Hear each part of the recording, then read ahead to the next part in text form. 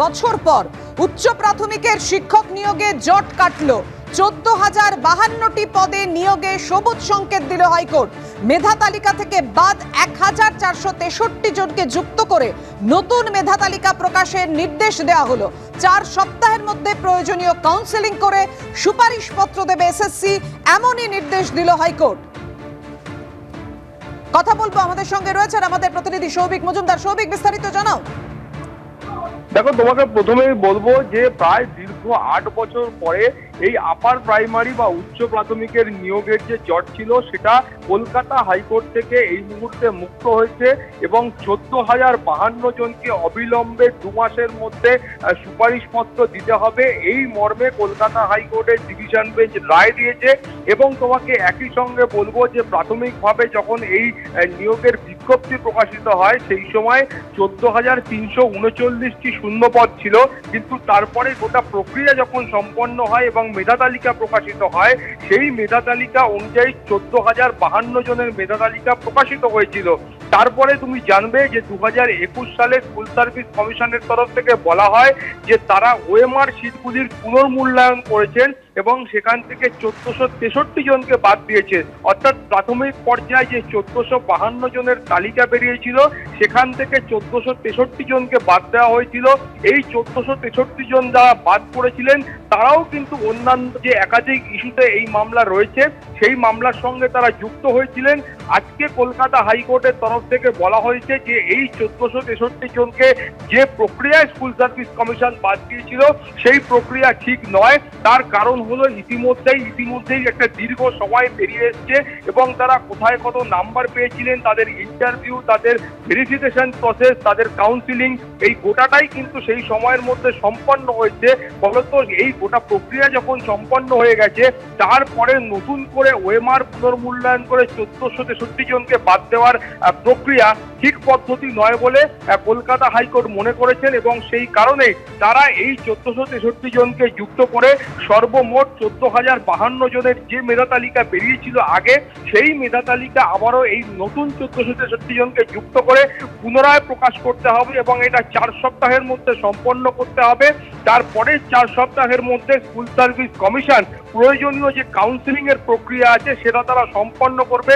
তুমি জানো যে একটা সংখ্যাগরিষ্ঠ অংশের কাউন্সিলিং ইতিমধ্যেই কিন্তু সম্পন্ন হয়ে গিয়েছে।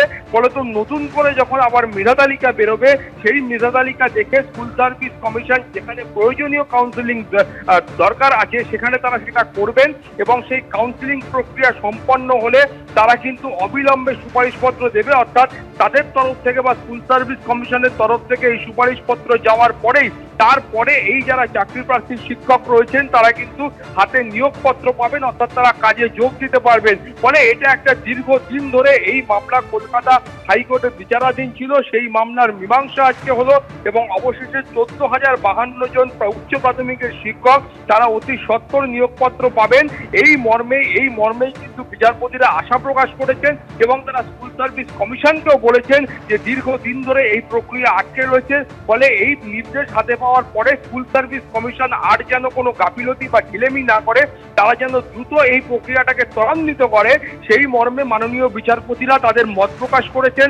তার পাশাপাশি তোমাকে বলবো যে এই মামলা অর্থাৎ 2016 সালে যখন এই নিয়োগের বিজ্ঞপ্তি আসে সেই সময়কার বিজ্ঞপ্তিতে বলা হয়েছিল যে উচ্চ প্রাথমিকের জন্য 2011 এবং 2015 সালে যে টেট সংগঠিত হয়েছিল সেখানকার যারা উত্তীর্ণ প্রার্থী তারা কিন্তু এই টেটে অংশগ্রহণ করতে পারবে। এর পরবর্তী ক্ষেত্রে বিভিন্ন ইস্যুতে এখানে মামলা হয়, সেখানে সংরক্ষণ পলিসি নিয়ে মামলা হয় বা সংরক্ষণ নীতি নিয়ে মামলা হয়, সেখানে মেধা তালিকা তৈরি নিয়ে মামলা হয়। একটা সময় তুমি জানো যে কলকাতা হাইকোর্টের বিচারপতি মাননীয় বিচারপতি মৌসুমী ভট্টাচার্য তিনি এই গোটা মেধা তালিকা বাতিল করে দিয়েছিলেন। সেই মেধা তালিকা আবার নতুন করে বের করার নির্দেশ দেওয়া হয়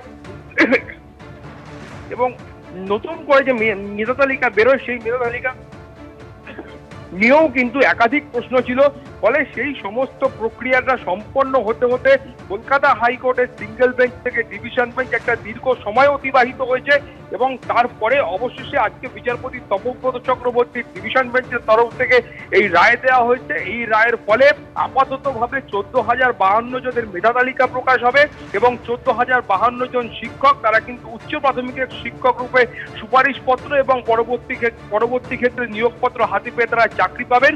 এই মর্মে মাননীয় বিচারপতিরা তাদের নির্দেশ দিয়েছেন। পাপিয়া, একদমই সৌভিক, তুমি আমাদের সঙ্গে থাকো। এই মুহূর্তের বড় খবর, প্রায় 8 বছর পর উচ্চ প্রাথমিকের শিক্ষক নিয়োগে জট কাটলো। 14,052টি পদে নিয়োগে সবুজ সংকেত দিল হাইকোর্ট।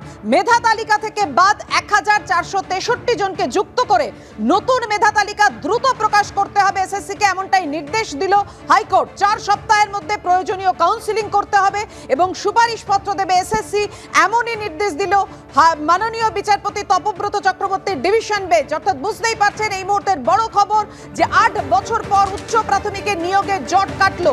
2016 সালে উচ্চ প্রাথমিকে 14,339টি শূন্য পদে নিয়োগের জন্য বিজ্ঞপ্তি জারি হয়। 2020 সালে মেধা তালিকা বাতিল বলে ঘোষণা করেন মাননীয় বিচারপতি। প্রায় 8 বছর পর উচ্চ প্রাথমিকের শিক্ষক নিয়োগে জট কাটলো।